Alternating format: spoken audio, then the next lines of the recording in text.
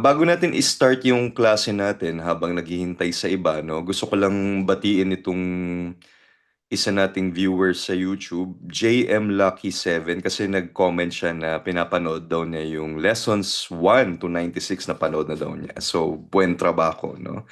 Alam niyo naman, may mga nag-chat rin sa atin na taga-subaybay ng ating mga lesson. Sa mga nagtatanong po dyan sa YouTube kung kailan po ang susunod na klase or paano mag-enroll, unfortunately ay hindi pa tayo nag-o-offer ng next class dahil sa prior commitments at sa iba pa pong task. Ayun. So, take advantage nyo lang itong recorded classes po namin, no? Libre naman siya. And again, supplementary to.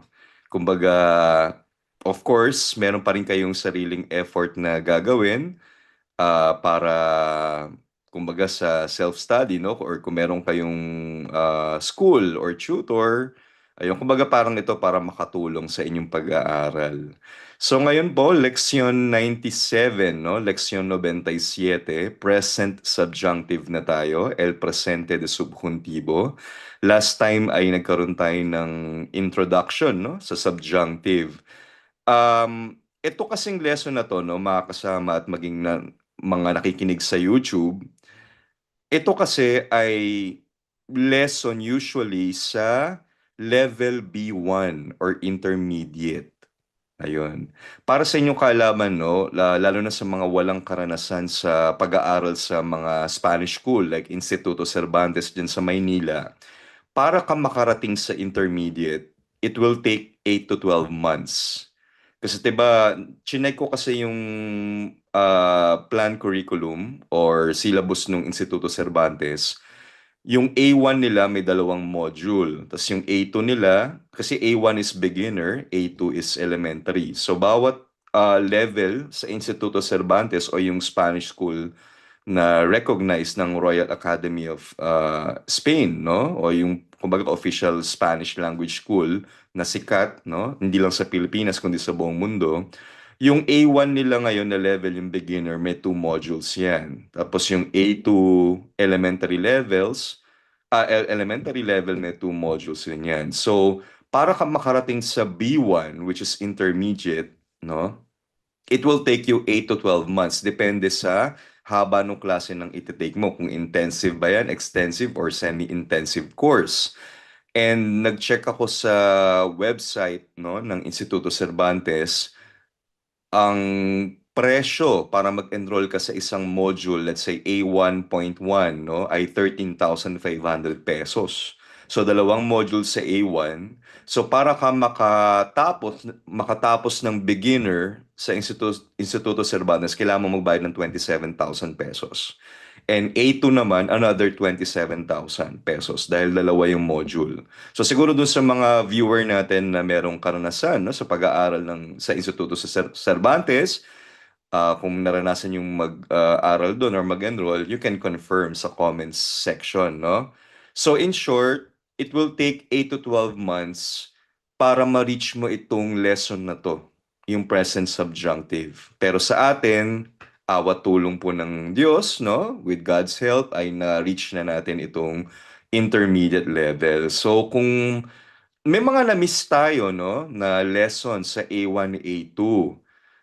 Kasi ako, ang assessment ko is, again, supplementary lang itong pag-aaral natin. Kasi yung mga vocabulary, like yung vocabulary ng school, ng business, classroom, yung mga places, etc., yung mga adverbs, adjectives, pwede nyo na yung mapanood sa ibang YouTube channels, sa mga libro ninyo, sa TikTok, etc. Ang nagfo-focus ako doon sa mga complex grammar rules na mahirap maintindihan, lalo na kapag ang napapakinggan mo English explanation or Spanish explanation. Kasi kapag nag-enroll ka, let's say, sa Instituto Cervantes, no English allowed yun eh. Kung di ako nagkakamali, kasi nag-enroll ako before dyan sa ganyang school. From day one, kahit hindi ka pa marunong mag-Spanish, yung professor mo ay Spanish na yung salita. So imaginein mo yun. So itong klase na to para sa mga sa slow na kagaya ko. Kaya Tagalog yung mode of instruction natin, no? So, again, libre lang naman siya. So, kung nireview nyo talaga, nakinig talaga kayo nung pag-aaral natin from day 1, no? Lesson 1 to 96. O di nakatipid na kayo ng 54,000 pesos, di ba? Okay. Oh, yun. Kasi yung B1, may 3 modules yan. B1.1, B1.2, B1.3. Kapag nag-aral ka sa Instituto Cervantes, 13,500 pesos per module. So para matapos mo yung intermediate, magbabayad ka 3 beses ng 13,500 pesos. O yun. So para lang alam ninyo, no? Hindi pa kasama dyan yung mga libro, yung mga membership sa library, etc. Ayun. So in short, nandito na tayo sa intermediate level. Kumbaga, tinatouch na natin yung intermediate level. Siguro, babalik-balikan rin natin yung A1 at A2, yung mga hindi pa natin talaga na-discuss. Kasi para sa akin, yung mga discuss natin, yun yung mga crucial na topics na kumbaga makakapag-survive na kayo sa Spanish kapag kinarir nyo talaga yung pag-aaral. Okay? So, yun. Yun lang naman. Patalastas lang no, habang hinihintay natin yung ibang mga kasama. Nandiyan pala si AR, no? Oh, bienvenido a Colombia. Okay. So, sige po. El presente subjuntivo, present subjunctive. So again, napag-aralan natin na ang subjunctive o el subjuntivo ay isa sa 3 moods, no? Mga paraan ng pagpapahayag. So again, attitude ng speaker or perception ng speaker patungkol sa sinasabi niya, yun yung ibig sabihin ng mood, no? Ang dalawa pang moods, yung indicative at yung imperative. Indikatibo, imperativo. Okay, so clear na yan. So again, indicative, ginagamit kapag nagsasad ng mga katotohanan, facts, o mga bagay na itinuturing na totoo sa pananaw ng speaker. Imperative naman kapag nagbibigay ng utos, pakiusap, or instructions. At subjunctive again, no? Ginagamit natin yung acronym na WEIRDO, no? Ginagamit kapag ang sinasabi ay hindi tiyak na katotohanan, kundi may kasamang emosyon, kagustuhan, pagdududa, posibilidad, opinyon, hiling o impluensya sa ibang tao. Okay, naka-record ba itong... Ayan, naka-record naman siya. Okay, so ginagamit ang subjunctive upang ipahayag ang, again, weirdo, so wishes and wants, emotions, impersonal expressions, recommendations, requests and requirements, doubt and denial, tsaka yung ohala. Okay? So, don't worry dahil sa course natin, hihima-himayin natin. So, ngayong lesson natin, magpo-focus tayo sa wishes and wants, yung W ng weirdo. Mahalagang tandaan lang po, no, mga kasama, itong weirdo, yung WEIRDO na acronym, isa lang siyang memory aid, no, or mnemonic. Hindi nito sakop lahat ng sitwasyon na ginagamitan ng subjunctive. Kumbaga, as a beginner, itong acronym na to, tinutulungan tayo para matandaan yung pangkaraniwang gamit ng subjunctive or kung kailan nagiging subjunctive ang isang pangungusap, no? Pero habang nag-aaral ka ng Spanish, habang lumalawak ang iyong kaalaman sa Spanish grammar, mapapansin mo na meron pang mga ibang kaso ng paggamit ng subjunctive, no? Iba pang conjunctions, iba pang relative clauses na nagsisignal na subjunctive yung pangungusap.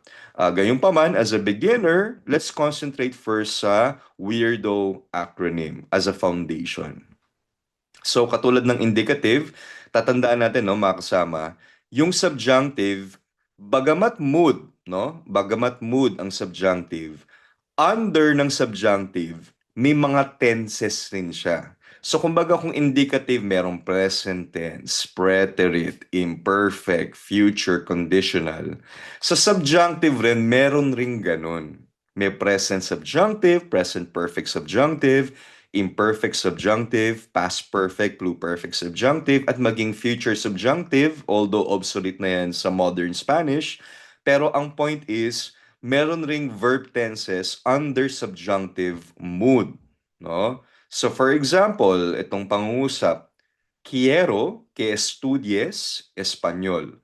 So, dapat ang thinking mo, may dalawa kang kino-conjugate, no? Yung quiero present indicative, ito yung main verb, ito yung nasa main clause, no? Ipinapahayag nito ang kasalukuyang kagustuhan na nagsasalita.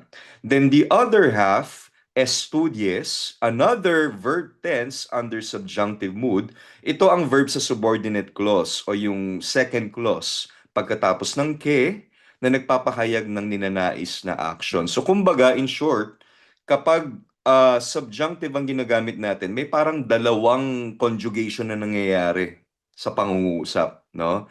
So, merong sariling conjugation yung first part, yung indicative part, no? Yung weirdo na nagte-trigger ng subjunctive. Meron rin namang sariling conjugation, no? Or tense, yung subjunctive mood after. Okay? So, ngayon, let's focus on present subjunctive.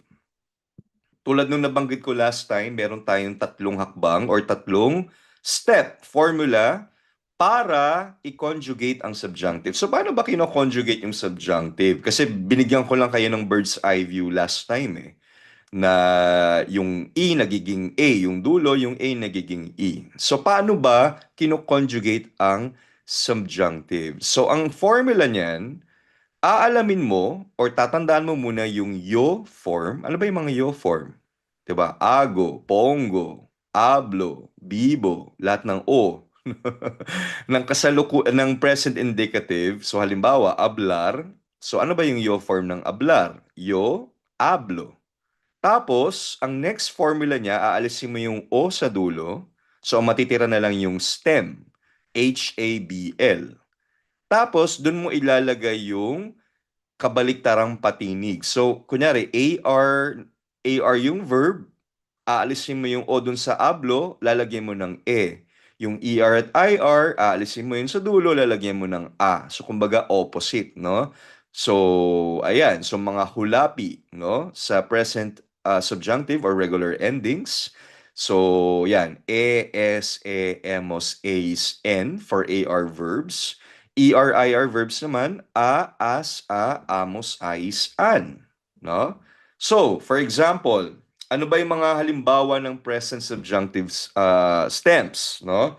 So, alamin natin ano ba yung mga yo form ng ilang mga verb. So, for example, the verb kaber. Sinong ngayon lang narinig ang verb na kaber? Ngayon nyo lang narinig yan? So, ang kaber, ang ibig sabihin niyan ay to fit, magkasya. Okay? So, ang yo form ng kaber, irregular, nagiging kepo. Nagkakasya ako. So, ang layo, no? Kaber naging kepo. So kaya yo form ang basehan natin. Kasi may mga yo form na nag-iiba or nagiging irregular kapag kinonjugate mo sa yo. So, kepo. Okay? Caer, caigo. So, alisin mo yung o. Conocer, conozco. Hacer, hago. Lucir, luzco. Parecer, parezco. Poner, pongo. Querer, quiero. Tener, tengo. Traer, traigo. Valer, valgo. Ver, veo. Averiguar, o to find out, alamin, averiguo. Ang pronunciation niyan, averiguar.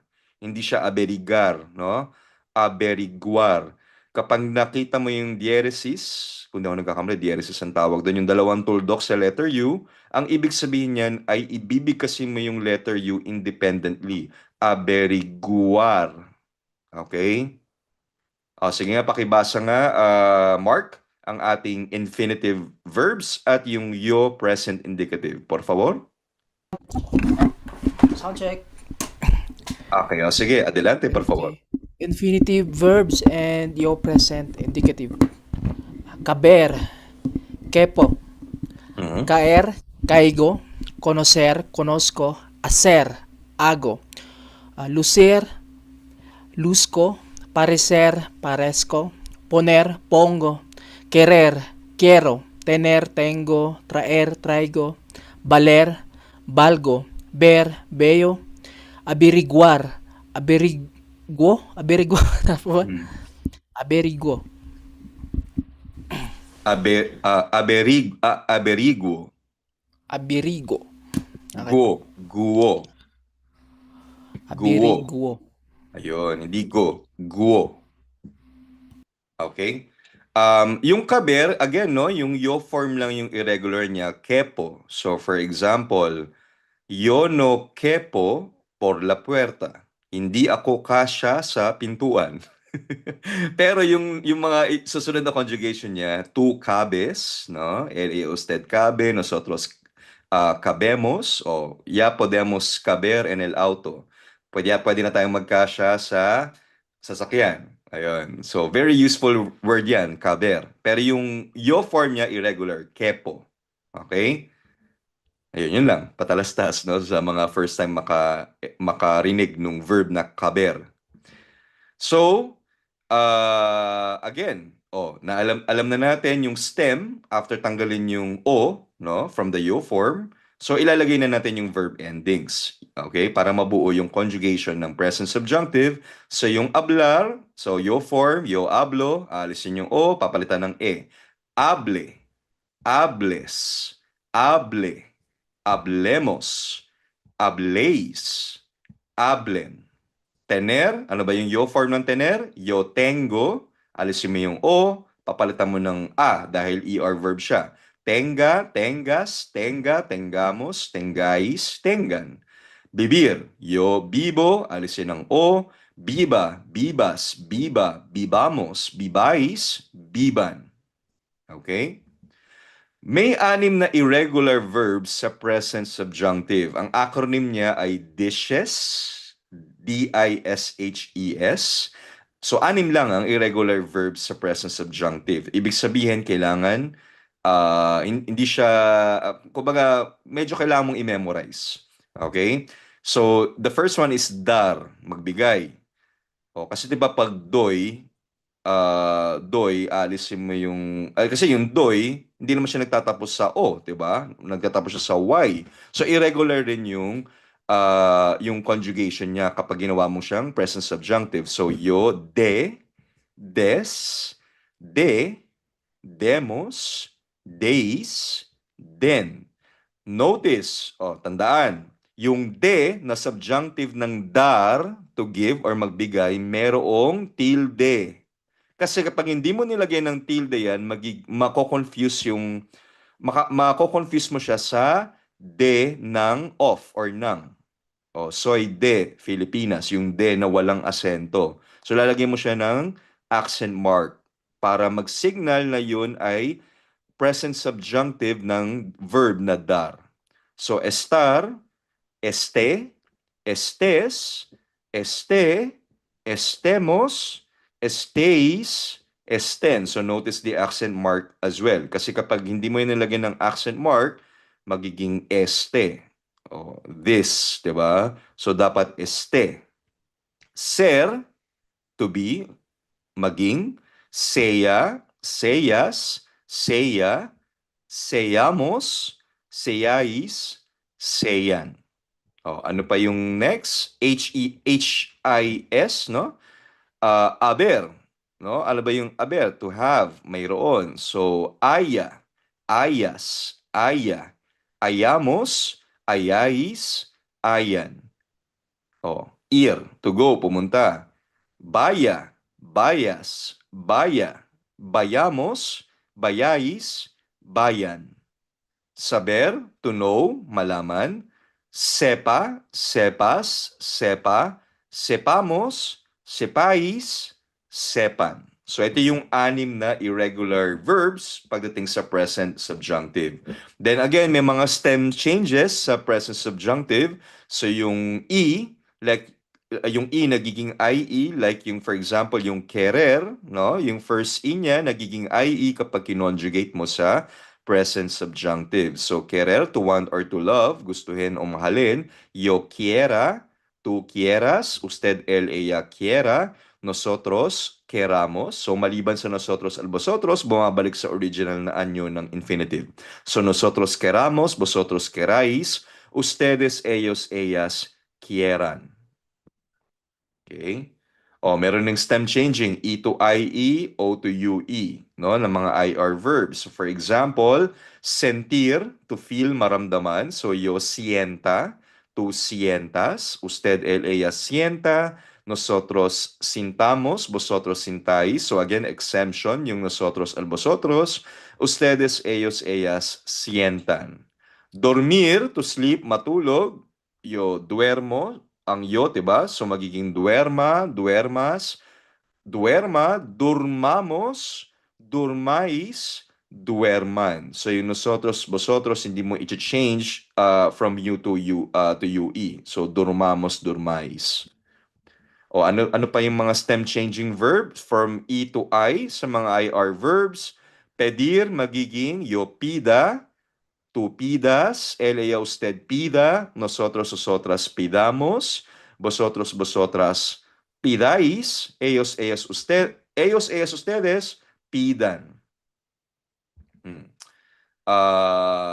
Yung mga G to J, for example, yung verb na escoger, to choose or pumili, kapag naging subjunctive naging present subjunctive yan, magiging yo escoja, to escojas, naging J, no? Napansin niyo? Kasi kapag hindi mo pinalitan ng hota, yung he, ang tunog niyan escoga, no? So para mapanatili yung h, yung H sound, kailangan mong palitan yung G ng J.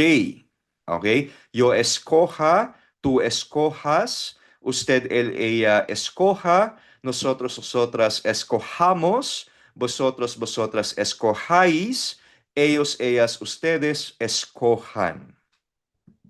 Oh. Yung C to QU, G to GU, Z to C. So for example, sakar, to take out, ilabas. Yo sake, sakes, sake, sakemos, sakeis, sakin. So kailangan palitan ng QU yung C dahil para mapanatili yung hard K sound dahil di ba? Sake. Ayun. Yung yegar, papalitan mo yung G ng GU para mapanatili yung hard G sound. Yo yege, yeges, yege, yegemos, yegeis, yegen. And another example, empezar. So yung Z magiging C. Empiece, empieces, empiece, empecemos, exemption, nosotros, vosotros, empecéis, empiecen. Okay? So again, this is a brief overview. I know medyo info overload siya, so i-review nyo na lang itong recording, no? It will take some time para mag-get used to sa mga ganitong stem changing verbs, irregular verbs sa present subjunctive. But again, as you study Spanish, madedevelop naman yan. Huwag kayong mag-alala, huwag kayong ma-stress, no? Review lang ng review, gamitin lang ng gamitin, at masasanay rin kayo dyan, okay? So again, ejercicio 1. Conjugue el verbo en presente de subjuntivo. Instrucciones. Conjugue el verbo entre paréntesis en presente de subjuntivo según el sujeto de la oración. So for example, quiero que tú blank, estudiar español. So ang respuesta, estudies. Sige nga, bigyan ko kayo ng 5 minutes para sagutan, no? Para masanay kayong mag-conjugate, masanay kayong yung muscle memory ng inyong brain, no? Na mag-conjugate sa present subjunctive. Sige, 5 minutes po.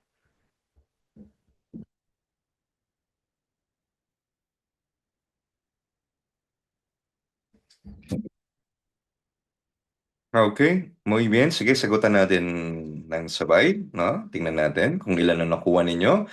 Number 1, espero que ustedes blank con el maestro. Anong tamang sagot? Espero ustedes hablen Hablen. Hablen. Hablen Con el maestro. So parang binaliktad mo lang, 'di ba? Hablan sa present indicative. So magiging el lang 'yun, 'di ba? Hablen. Next, number 2, es importante que nosotros blank verduras todos los días. Okay. Umamos. Vamos, verduras todos. Es importante que nosotros comamos verduras todos los días. 3, Quiero que tú Vivamos. Ah, vivas. vivas Ah, cerca de quiero nosotros. que tú vivas cerca de nosotros. Ajá, ok. Next, number 4. Dudo que él tenga. Dudo que él tenga Tenga. suficiente tiempo. Ah, dudo Tenga. que él tenga suficiente tiempo. Perfecto. 5. Es necesario Es que ustedes necesario que hagan. ustedes hagan Hagan. la tarea Hagan. hoy. Necesario que ustedes hagan Hagan. con N, La ¿no? misa. La tarea hoy. Ok, siguiente. 6. Mi mamá quiero que yo Quiero. 6. ponga, Pong. la mesa antes de cenar. Ok, so mi mamá quiere que yo haga la mesa Hagan. Ah, antes de cenar. Oh, bakit aga? May natanong ba? Bakit aga? O, punero po papalita. yung nakalagay. Ha? Ay, Isa perdon. sa Nasaan ba is. tayo? Ay, pongga 6. pala. Perdon. Perdon. Nasaan ba tayo sa is? Okay, nalilito na ako. Mi mamá quiere La que tuloy yo irregular. ponga. Okay, ponga la mesa. Pero yung sa pai po ba si Agan? Correct po. Okay. Tama. Es necesario que ustedes hagan la tarea hoy. Oh, Hindi Okay? po Tama, aga. tama. May question kayo sa number 5? Hagan. Opo. Kala ko po aga.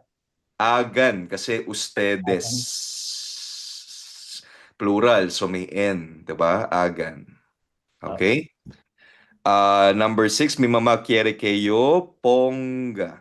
Okay, la mesa antes de cenar. Kasi yo pongo, alisin mo yung O, papalitan mo ng A.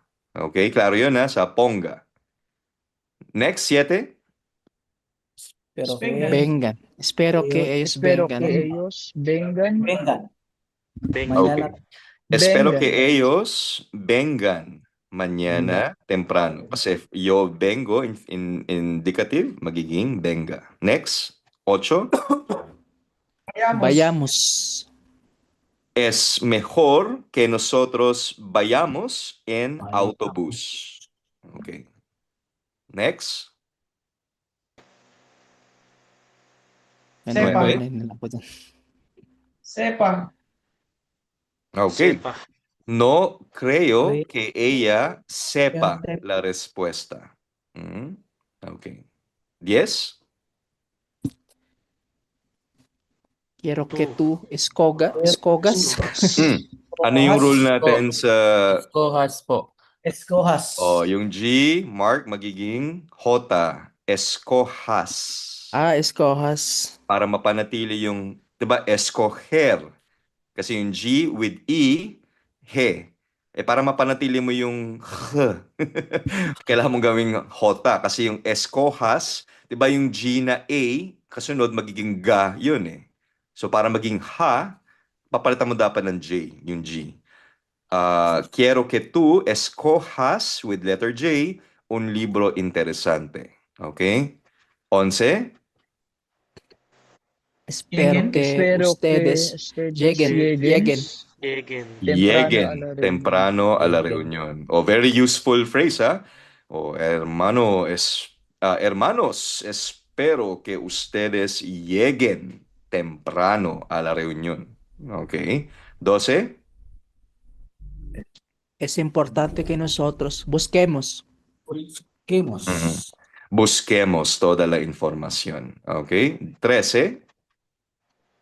Dudo que él diga la verdad. la verdad. Dudo que él diga la verdad. Ajá. 14. Quiero que ustedes resuelvan el problema juntos. Resuelvan. Ajá. Resuelvan el problema juntos. 15. Espero que Espero que tú cierres.